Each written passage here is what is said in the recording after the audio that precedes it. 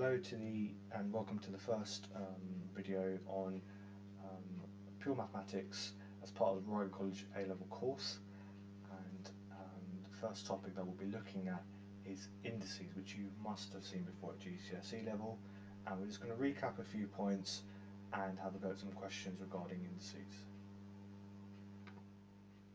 So, from GCSE, you have to recognise that there are certain rules of indices. Okay, and indices or an index is another word for power. Okay, so I'm sure you've seen powers before. If I said 2 squared, that equals 4. 2 cubed, that equals 8. So those numbers on the top of the main number, 2 squared, so you've got an index of 2 or power of 2. Obviously, there are rules surrounding how we manipulate those powers or indices. Okay.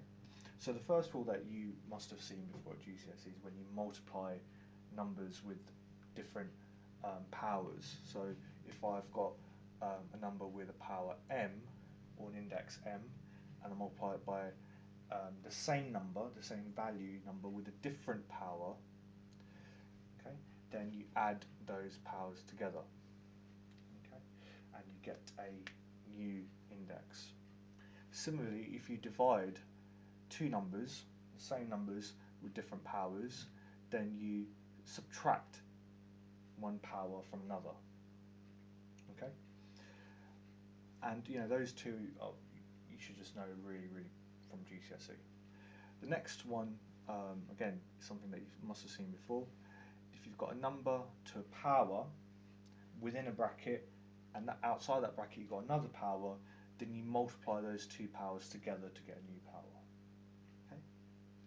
And that holds true in the next rule here. So if you've got a product of two numbers, two different numbers to a power, then you can apply that power to those two numbers separately. Okay. And then we come up to the slightly weirder looking powers, but nonetheless really important in year 12. Okay, so let's say I've got a negative power, a to the minus n. Well, we can actually represent that as 1 over a to the n. Okay, so you've got to be comfortable with that, and you might have seen that before at GCSE as well. So if I said to you 2 to the minus 3, that's the same as 1 over 2 cubed. Okay. Similarly, if I have a fractional power, a to the 1 over n, then you can rewrite that as a to the root of that value n. Okay, so those of you might have seen this at GCSE. If I've got 2 to the power of a half, that's 2, and I look at the number n here, 1 over 2, and that's the square root of 2. Okay, we don't always write the 2 in the square root, so it's that. So 2 to the power of a half is the same as square root of 2. And finally, what if you've got fractional powers where we don't have 1, we have a different number m? Well, we can extend that idea a little bit further. So look, if you sort of imagine this, I've got a to the 1 over n, which is the root of a to a number n, and all of that is to a power of 1. Okay. So similarly, if I didn't have 1 there, if I had m, then all of that will be to the power of m. Okay. So we're going to look at that in a bit more detail with a few examples. So I'm going to rub out these rules. I'm going to have a look at some examples.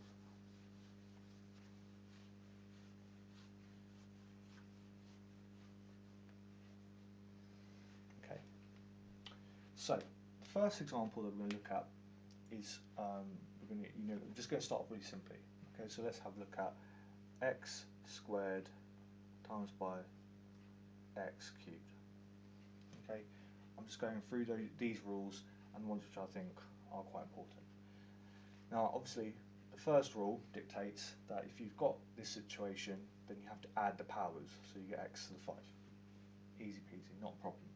And again, guys, you've got to be really careful here. If you've got numbers outside, so if I had 2x squared times 2x cubed, then you've got to multiply those numbers as well by each other. Okay, so be careful of that. Okay, next one, if I had x squared to the power of 3, again, you look at the rules of indices and you think, okay, I've got x squared to the power of 3, that's like x squared times x squared times x squared, because when you cube something, you multiply it by itself 3 times, and you get the power, you get an answer x to the 6. Obviously, you can get there straight away. You don't have to do all this middle bit here, just multiplying these two numbers together, 2 and 3. Okay, and obviously, you know, if we've got numbers inside the bracket, you've got to be really careful with that. So if I had 2x squared to the power of 3, then not only do you apply the power of 3 to x squared, but you also apply the power of 3 to 2, and that would give you 8x to the power of 6. Okay, so just be wary of that. Okay, right, now I'm going to turn the difficulty up just a little bit. What if I was given something that looks like that, x root x? What does that mean, first of all? Well, first of all, you've got to understand how you should read that. You've got x, and you've got next to it root x. And when you've seen this at GCSE, guys, if you've got x, y, or 2x, anything like this, it means basically 2 times x squared. So if I've got x times root x, that means I've got x times by root x. You can separate that. And root x, we can rewrite that a bit further. Root x, we know from the previous, before I rubbed off the board, we know that root x is the same as x to the power of half. Okay, you can rewrite that. And therefore, how can I simplify this a bit more? Well, x on its own is always x to the power of 1. We don't always write it, but it is x to the power of 1. Times by x to the power of half. So I can add the powers. 1 plus a half, well, that's 1.5. I like things in fractional form, so I'm going to leave it as 3 over 2. Okay, so that's how we deal with, normal letters dealing with fractional powers, okay, and how we can sort of simplify that a bit more. Okay, I'm going to rub these 3 examples off.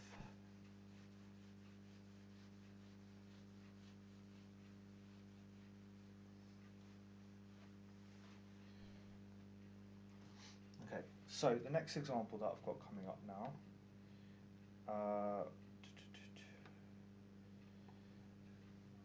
is where we've got to evaluate. So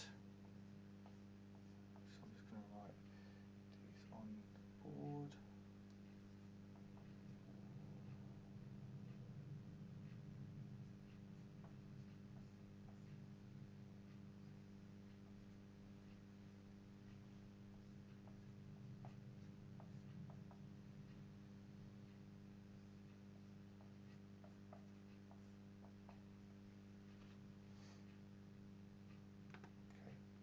So I've got a few examples and we're asked to evaluate these examples, and these examples come from the workbook pages with the topic indices. So we can't use a calculator here. We're going to try and just evaluate them using our knowledge of indices which we've learned so far. So minus 2 cubed. Got to be really careful here. It's minus 2 times by itself 3 times. Now obviously if you sort of figure that out, it's not too difficult. And you get minus 8. Okay, so minus 2 cubed, minus 8. 2 to the minus 3. Now that's negative powers, and if you remember the rules, anything to negative power, you can flip on its head and write it as 1 over 2 cubed. And 2 cubed is 8, so it's an eighth. 2 to the minus 3 is an eighth. A third squared, well again, that's a third multiplied by itself. So if you write that, that's 1 over 9. Okay, not an issue there. So these 3, not too difficult. We're coming up to now, slightly more difficult here. We've got negative powers and we've got fractions inside them. Okay. So we've got 2 over 3 to the power minus 1. How do I evaluate that? Now remember, if I have anything to the power of negative, if I have anything to a negative power, I should rewrite it like this. Okay, so 2 over 3 to the power minus 1, that's the same as 1 over 2/3. How do I deal with that? This is a really key score at A level. how do I deal with a fraction within a fraction? Don't panic, let's just take this slowly. Okay, so 1 over 2 divided by 3. Let's recall GCSE.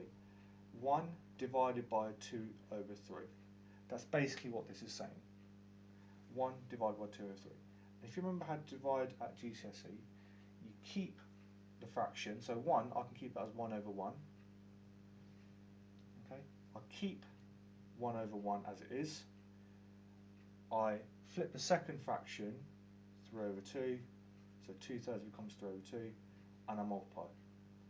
So our answer is actually 3 over 2. So 2 over 3 to the minus 1, you rewrite as 1 over 2 over 3, and just following through with simple fractions, you get an answer of 3 over 2. Okay, you can use a calculator to check any of these answers, but that's how we manipulate it. So similarly, we've got 3 over 2 to the minus 3. Again, it's a negative power, so I can rewrite like that. Okay. The next thing I can do, I can actually expand that. So 3 over 2 to the power of 3, well 3 cubed, that's 27, and 2 cubed, that's 8. Okay. So I can do that. And if you sort of follow this process, 1 over 27 over 8, and you have to work through that, manipulate it, you get an answer of 8 over 27. Okay?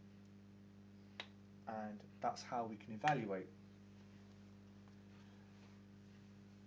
using laws of indices. Right, so let's have a look. Right, and again guys, with most of these indices questions from the textbook or in your tests, you've just got to break down any sort of things that you might have. You might have root A. You've got to make sure you can get to that stage really quickly. Okay, so if you've got, let's say, that cube root of A, you've then got to understand that that's A to the third. Okay, so it's that sort of what do you call it? You've got to be able to look at it and match it up really easy to the indices. And obviously the textbook questions are outlined in the workbook page at the bottom. Okay, so the practice questions are here, page 3, exercise 1A, and page 11, exercise 1D. Okay, and there are some stretch and challenge questions in those exercises. Okay, so we're going to leave that there, and good luck.